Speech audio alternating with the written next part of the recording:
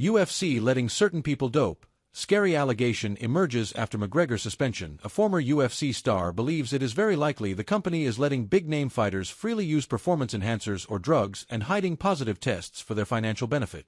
Last week, UFC legend Conor McGregor found himself involved in another bad headline when it was revealed he had received an 18-month suspension from the company's anti-doping program, Combat Sports Anti-Doping. The news seemingly ended any chance of the former two-division champion competing at 2020's White House event. Well, not so fast. His nearly 2-year suspension will be retroactive to September 2024, meaning he can get back into the testing pool in March and be ready for a potential fight on the White House lawn in June. It was another moment that made fight fans roll their eyes at the idea of the UFC controlling their own drug testing and whether they are being completely transparent with results. UFC veteran Matt Brown thinks they aren't and are likely letting certain fighters get away with cheating. The UFC also controls the doping. Who's to say they're not letting certain people dope and not even saying anything? Brown said on his MMA fighting podcast this week. They could absolutely be doing it. Do I think they're doing that? It doesn't matter. It's irrelevant whether they are or not. If they have the power to do it, that's what matters.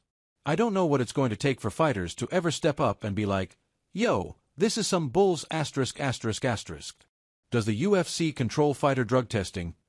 To more casual fight fans, it may be news to them that the UFC does its own drug testing. In boxing, state athletic commissions conduct drug testing.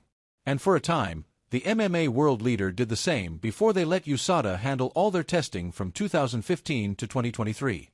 However, after the company and testing agency ran into problems over, oddly enough, proper testing for McGregor, the UFC decided to do its own testing. That certainly raised alarm bells for many fans, considering the company's questionable handling of certain positive tests. The most infamous moment was when they allowed Brock Lesnar to fight at UFC 200 despite having evidence of a failed test before the event. It led to a massive lawsuit from its opponent that night, Mark Hunt, which was dismissed last year. Matt Brown lays out a horrifying UFC doping scenario.